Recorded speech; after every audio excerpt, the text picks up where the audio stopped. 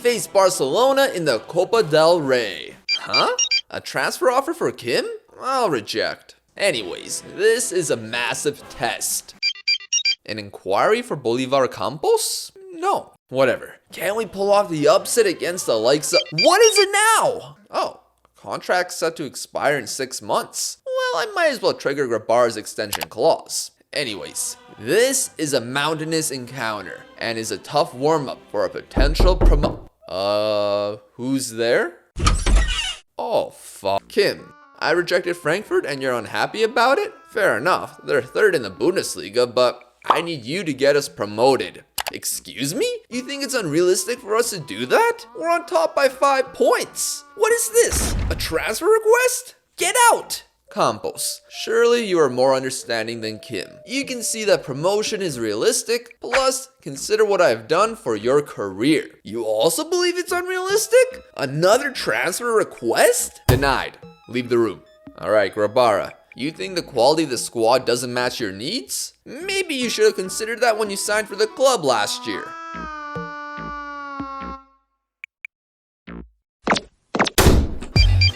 Mozart sent me a text. Oh, come on!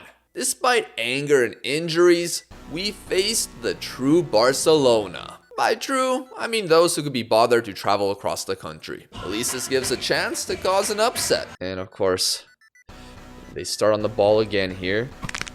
Oh no, Marcos. Marcos.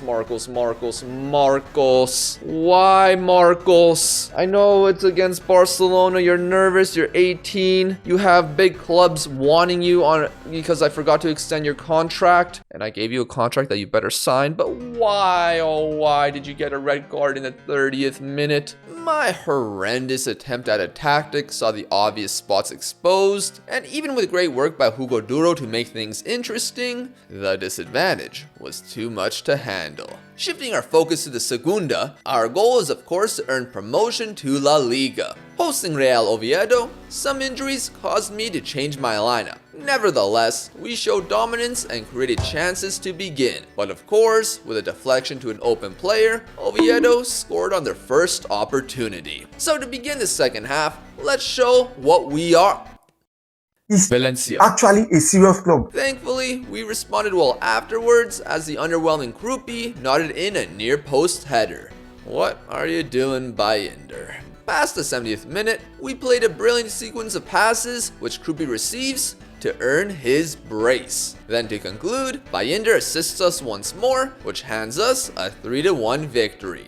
Let's begin a set of challenging fixtures. Firstly, Getafe, who are struggling, but are still a strong team. Then for the following 3 games, we face sides in the promotion spots. How will we fare with the greatest sporting manager ever and his 5-back formation? Well, across early, Sadura head one in. Man, I have missed those far post headers. Once again, a strong start, albeit with missed chances, which we'd regret. With Campos benched, either Cuenca or Vasquez could fill in at left inside fullback. Unfortunately, El Shad got a virus, so both had to play. Vasquez was the fullback, which saw him get rinsed, while Cuenca didn't close down Xavi Espart for the equalizer. Towards the end of the half, Getafe fired a warning shot from a corner, and quickly into the second, they acted on their warning. Less than 10 minutes later, we'd respond as Muku moves into the box and finds his midfield partner for the equalizer. Despite Getafe's defensive system, they failed to mark Bernabe after a corner, as Vasquez redeems himself with the winner. While our position in the table looks comfortable, with Malaga next, we can't be complacent. To begin, we have an injury, as Bernardo Lima would be forced off the pitch, which brought on Marcos. However, it'd be the other fullback Vasquez who we should be concerned with, as his 1v1 defending had us on our heels. Throughout the initial phase, we were lucky Malaga hadn't scored. Thankfully, a switch to a balanced mentality changed the momentum, as we finally found an opportunity for ourselves. A little past the half hour, Chroo would be found in space, and even with defenders near him, he was given all the time to shoot and thrill the crowd. Despite our lead, Malaga's threat remained, smacking the post twice. Before the interval, Pucha missed a big chance. Would that be costly?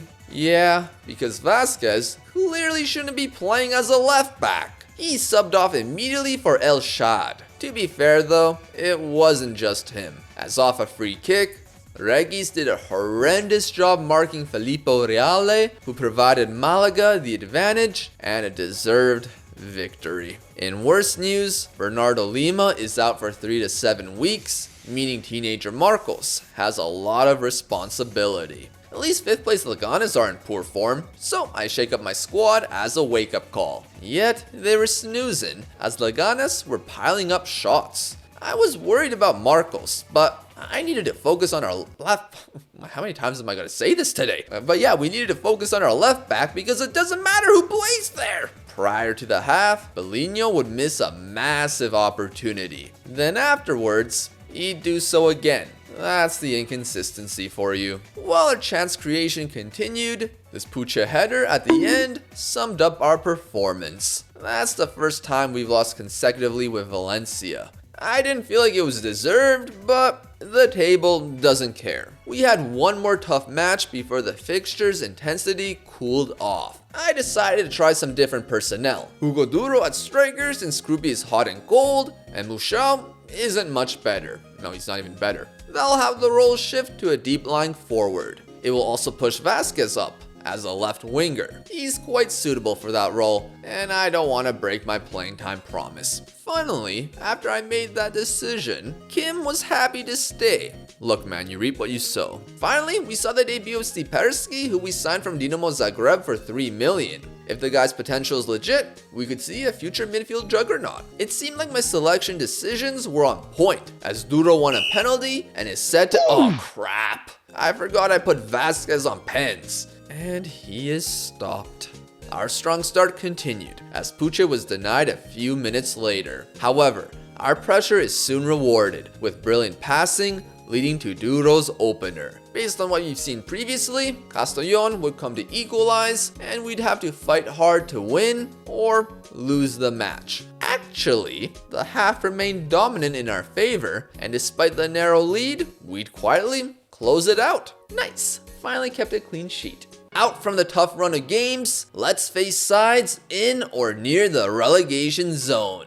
Real Jaén at this point had the league's top scorer while being in last place, and he didn't do anything here. Meanwhile, Bellinho grabbed a brace to aid in a 3-0 victory, another clean sheet. Grandes followed, which had Duro and Bellinho score, and Vasquez found himself with 2, another shutout. Barça Beta, while tough initially, ended up being a comfortable 3-0 victory. 4 clean sheets in February is only one less compared to every other result prior to the month. Next up is potentially my last ever encounter versus UD Ourense. Unless if we get matched up in a Copa del Rey or they get promoted in the future. 13 games left. Ourense, they're surviving. They were in the relegation zone, but at the moment, 2 points clear. Not perfect. Their form isn't anything too special. A lot of draws. Oh my gosh, this is a tough schedule. They play us, Malaga, Laganas, Castellón. All 4 of us, I believe, are in the promotion spots. I think another important thing to add is that they have a new manager, Pablo Franco, former... Don't know much about these clubs except for Getafe. Not really the most illustrious coach. Damn, they sold this guy for $500,000? And also a Jeet update. So basically he got a lot worse. A lot of his attributes have dropped by at least 2. And no, I did not use the editor to give him 20 jumping reach. If you look at players with 15 jumping reach at least and are at most 168 centimeters, there are at least 14 that are interested in joining me, including new gens, such as this guy who has 20. I don't know, but we're gonna go with this lineup against Ourense.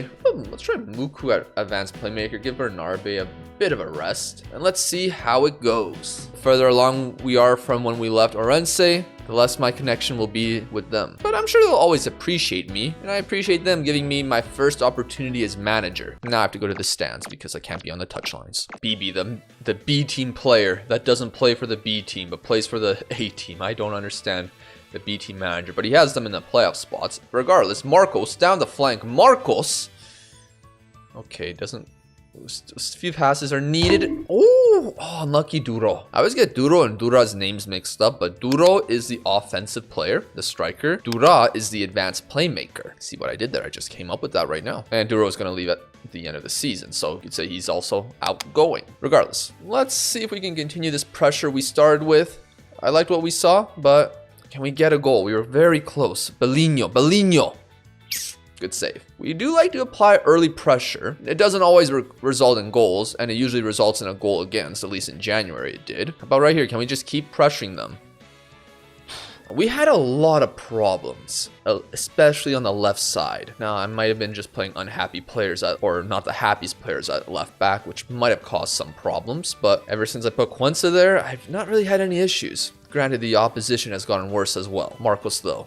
Cross in. Vasquez, yes. Realistically, I probably need to find an option like Duro in the summer. Convert one of Chroo and Mushao to wingers, and then sell one of them for a good profit. Highlight before the half. It doesn't look like it's going to be one of those highlights that are just there to troll you, which happens way too often on key highlights for my liking. I don't know if the update has fixed it, but here we go. Bellinho receives it well. Bellinho, yes. As inconsistent as he can be, I always enjoy when he plays. He's very fun. Leonardo is starting for them, and was that their first shot of the game? It was their third, okay. They're not doing as bad as the last time. Potential knee, it could be just a tight knee, but yeah, let's just bring on Chroo. Now, Chroo can't really play the deep lying forward too well. He doesn't have the strength that would make him succeed at it. Would he be able to play as a false 9, though? He's got okay passing. It's not great. Look, I think it's probably worth a try. Okay, Bellinho's just got a bump. My gosh, El Chad now got a knock. How many players are getting knocks? Kim, let's see what you can do. Kim. Nope. What can Marcos do? The teenager crosses it in to Vasquez. I thought that was a goal. Wow. But out of the starters, Grabara is probably the only one unhappy still. Oh. Okay, got deflected. Everybody's getting a knock. Nevertheless, Ourense didn't really challenge us too much as we get a comfortable victory, and we say sayonara to UD Ourense. At least 10 points out of third, depending on how other results go. Now, how will it go for Ourense? We'll find out in the coming months. The clean sheets continued with Albacete, although the real highlight is their keeper Voloshin throwing the ball over 50 yards like Lev Yashin. With better defensive results, the board thought I deserved a new contract, nearly doubling my wage. Unfortunately, the good times would temporarily fade, as against Racing Santander, an early corner conceded would be one of the few highlights, as our winning and shutout streak evaporated. Despite that loss, we were 4 points clear of second, and automatic promotion looked likely. We wouldn't look back. Cordoba were defeated in spite of missing many due to international duty. Tarragona was also tight, but Bernabe's out-of-this-world free kick provided us 3 more points. Coruña, Alaves, and Sevilla B were all simple, comfortable, clean sheet victories. That led to the home fixture versus Burgos. Like I've said previously, we were rejected by their B team many years ago, and now with a win, we would be moving to La Liga. The match wasn't anything special, but we did just enough to secure promotion. It wouldn't take much longer to secure the league title either. For the remainder of the season, I decided to give some youngsters playing time, which would see us finish the campaign with 96 points. The most since Celta de Vigo in 2027. I can't lie to you and say this is an incredible underdog story, as we were expected to finish first and have the highest budget in the division. However, we've taken the first steps on rebuilding Valencia. How about a final UD Ourense update? Well, with 5 matches to go, they were in a scrappy relegation battle. It doesn't help having 1 win in 10 fixtures. With a minute to go against Albacete, who were a point above them, it seemed they would stay where they were. But in the 94th minute, a boot from Kramer miraculously finds Ngom, and the Senegalese does the unthinkable, dribbling past the defender and slotting in a weak foot winner. That put them 2 points clear. Shockingly, they triumph again, this time at Santander, thanks to Espen Johnson. Yet, consecutive losses would make for a nervy last game. They're tied for a relegation spot, only above it thanks to a tiebreaker. With a 3-pointer versus Deportivo La Coruña, a draw may not be enough. but they wouldn't have to worry, as Espen Johnson's 5th minute goal secured their safety. What will happen from here for UD Ourense? Who knows? I'll always wish them the best, whether here or in an alternate reality on a purple platform. To sum it up with Valencia, we have a solid team, but can we avoid losing key players? And if we do, will we be able to build a squad that brings glory back to this club? Tough to say. At the very least, Fan Day was a success.